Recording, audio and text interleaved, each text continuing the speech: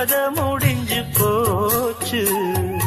ஈசான மூலையில லேசான பள்ளி சத்தம் மாமன் பேர சொல்லி பேசுது.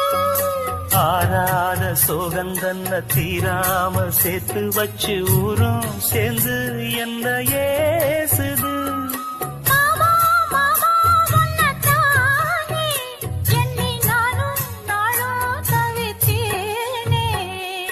கூண்டுக்குள்ள என்ன வச்சு கூடி நின்ன ஊற விட்டு கூண்டுக்குள்ள போனதென்ன கோலக்கிளியே.